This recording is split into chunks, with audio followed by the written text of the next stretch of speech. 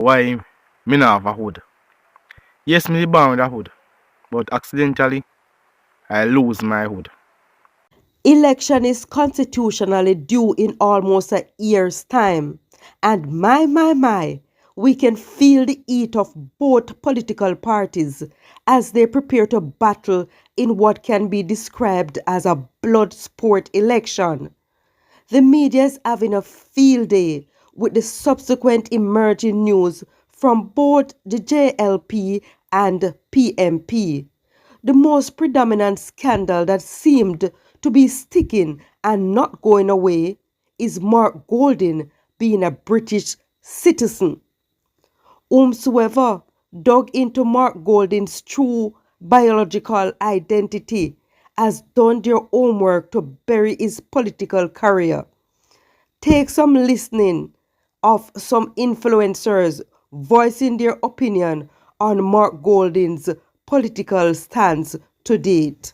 The argument regarding the matter of Mark Golding's citizenship status. Well, according to the Jamaica Gleaner, Mark Golding declared that he is indeed a British citizen. Now, of course, many of you, Mark Golding supporters, PMP diehard supporters, you will push back with the argument and say, yes, he is a British citizen, but the Constitution allows him to be a parliamentarian. And that is true. That is 100% true. You may also push with the argument and say, so Siaga never the Prime Minister and come from America. That is also true. The problem here is Mark Golding blocked Jamaica from becoming a republic because he wants full decolonization. Is that you're missing out a road? Maji, Mark Golding wants full decolonization, and I agree. Me agree to full decolonization, But how you gonna have full decolonization? How can you be fully decolonized? And you're say Mark Golding become Prime Minister. Your leader of your country is not fully decolonized. Explain that to me. The leader of your country is a British citizen, but he said he is not going to sign off on the constitutional reform documents because he wants full decolonization. But then he might hold on to his British status. And that's the problem, And of course, as he said, it's in the Constitution presently say he can serve. He can be a parliamentarian. But let me ask you a question. Juliet Holness, where everybody did a beat the other day. Everybody did a beat Juliet Holness. How? It's unethical. She cannot be Speaker of the House. It's unethical conflict of interest. She the Prime Minister wife. Which constitutional law did Juliet Holness or the JLP break when she became House Speaker? Una said it was unethical, right? Una said she should have stepped aside, right? Now that una say? Because it's conflicting. Now that una say? Now that una say because she and her husband have shared the same pillow. Now that una say? So how comes una say it alright now? For Marky British, be a British citizen and becoming Prime Minister of Jamaica at the same time. Or be Prime Minister of Jamaica at the same time. Oh, no problem with that. So at this stage of the game, if Mark Golding were to renounce his citizenship, will that even make a difference? Because the issue is not about his citizenship, it's about the lie and the deception. I think he just needs to pack it in and go.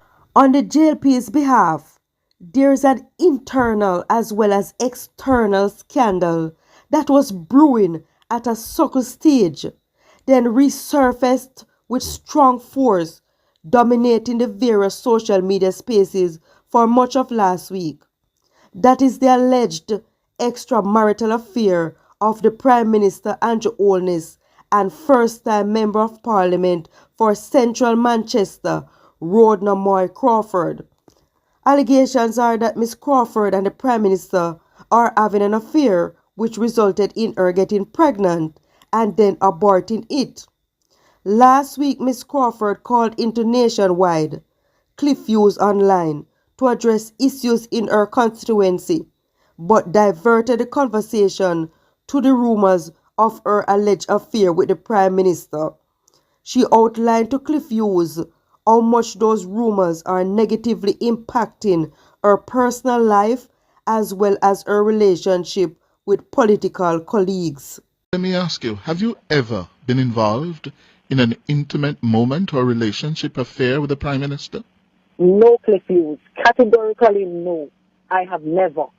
These rumors started from the time that I was in G2K, when I just came fresh from the scene and wanted to enter and to expand, and then some of them started to emerge around the time of the leadership challenge, and then they died down, and then it started to take a different spin. At every level, when they put out something and it doesn't work, they add a new dimension to it and keep adding to it when they realize it's not sticking. Mm. And the matter of your aborted pregnancy, you said you did have an operation, but it had to do with... No, I didn't must have aborted the child. And here we are today. Yes. And how has this affected your communication, your relationship with Mrs. Holness? Well, I don't, Mrs. Holness, everyone is just, generally just cordial, but I don't have that. There's no warmth. There's no warmth like you would see the interactions with the other young female members of parliament. So it's affected it? I think so. I would say so. Oh, the relationship is cold. Is it? Sorry, I didn't hear you. The relationship is cold. Yes, I would say so. I'm not just with Mrs. Holness, as I would have expressed. Yes. I can detect from some parliamentarians too. Yes. You have people that start off with a rumor, oh, how is Rhoda able to do so much work? She must be getting more money. And then now they keep adding to it. Oh, she must be involved with the Prime Minister. That's why she gets more money. These things are heartbreaking. You have families involved. You have people involved. The latest I see now, Cliff, on social media is that I got pregnant for Prime Minister and did an abortion. Those things are hurtful. Those things are sickening. And then you have others, Cliff, that take it and they run with it and they put this out there and they don't have any consideration for how these things hurt people and their family. Miss Rhoda Moy Crawford, the Member of Parliament from Manchester, and Mr. Andrew Holness, the Prime Minister of Jamaica. The whole Jamaica have it say, the two of them in a things. The whole Jamaica have it say, Rhoda Moy Crawford is the matey of the Prime Minister's wife. But Rhoda Moy Crawford come out here now and say she and the Prime Minister never yet involved. Rhoda Moy Crawford from Manchester say a lie them a tell pan her cause she never yet have sex with Andrew Holness. Hey, hey, whoa, hey, ya. You know hear how me a behave like some big girl? You know hear how me a go on vulgar? Let me conduct myself with decorum. Let me go back to being a decent gentleman. Woo! But Tory come to bump, my mama would have say, my mother would say, story come to bump, story come to bump. When you see how Rhoda Moy Crawford pretty and nice, me could have blame Andrew if Andrew want and deal with our case. Nah, man. But Rhoda said nothing no go so. She said all the rumors where them a say, Andrew get her pregnant. And she had an abortion. She said not a thing no go so. She said her fibroids she have make her belly big. Her belly come up because she have fibroids. She was going to the gym and her trainer say how her belly not going down. So he suggests that she check out whether or not she have fibroids, and when she check it out, it's fibroids she have. So when them a say it's Andrew breeder, Rhoda said not a thing no go so. Rhoda says that her boyfriend, who she have now, her relationship that she have with her man now is under tension and strain because of the rumors that she's giving Andrew a little piece on the side. And Rhoda seems like she's very distressed by the entire thing. She denied. The other political news dominating the social media platforms is that of Dr. Alfred Dawes, who is the candidate representing Southeast St. Catherine. On Sunday, June 2nd, Dr. Dawes shocked everyone at a PMP workers' meeting in his constituency when he went into details admitting to rumors that spread last year that he was poisoned by his fellow comrades within the PMP party. Dr. Dawes admit he was indeed poisoned and explained the intention for them wanting to get rid of him. Dr. Dawes last year denounced the rumors of him being poisoned as a lie, and it was food allergies from eating at a restaurant.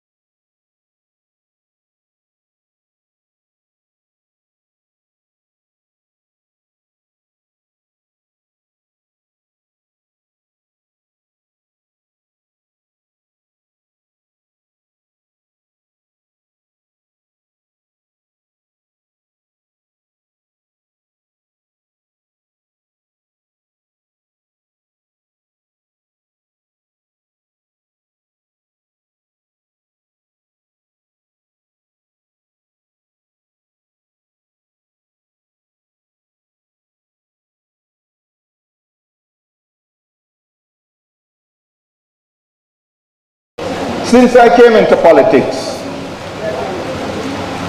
just over a year ago, there have been personal attacks, there have been economic attacks, where my business partners were advised not to do business with me. I lost contracts. I had permits held up until they said, "Dawes, we have to let you go." And then the permits were approved. I have listened to bloggers drag my name in the dirt. I have listened to lies being spun about me, and I have had to learn, as Kennard say, you have to have alligator skin in this politics thing. But I look at it as a process. I really never wanted to share why, but I believe you all need to know the battles that I have been fighting silently. A year ago, I was invited to a meeting, and I had gone with a member of my team, a female comrade, to accompany me to that meeting. Said it was a private meeting, so she waited outside. I went and met one-on-one with someone. We're there for about an hour. And then when we're leaving, he went and spoke to someone at another table. And then he came. By that time, my friend had said that she had ordered some food. And he came and we said, "No, leave it, I'm late, I have to leave." And he said, "No man, wait for the food. And don't worry, I'll pay for it." We got the food, and I was dropping out. She said, "My MP, you don't eat for a morning, better you eat it." Dropped her home. And I was eating the food. My throat started to tighten up. And I couldn't breathe properly. And I called some friends in the police and the university hospital. And I ended up at the university hospital that night. The next morning,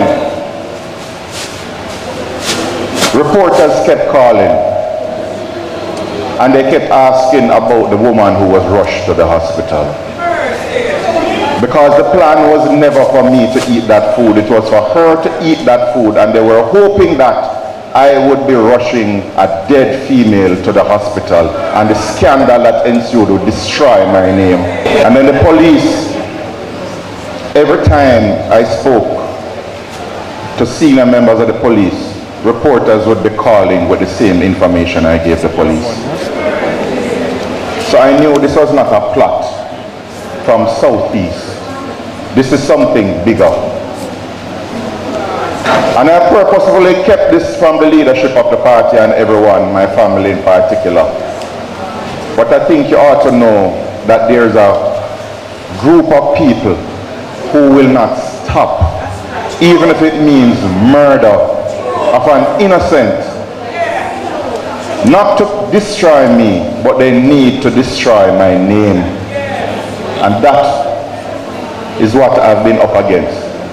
It's really hard to imagine a young man in today's world living with an amputated reproductive organ.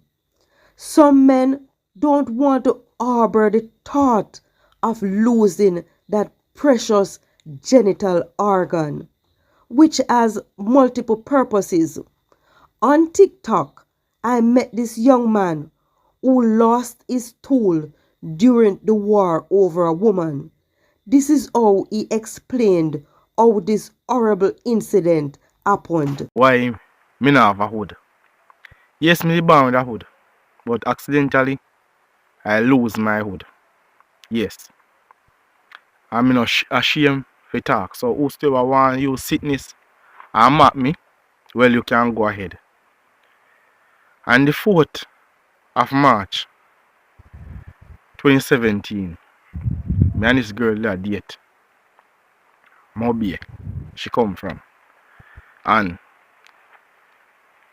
you see me, she did like recently come out of a relationship. But she say the youth nah peeve him or anything, you see me? And she came across me so. And that me and her dad yet. End up, I tell her she have her own place and thing.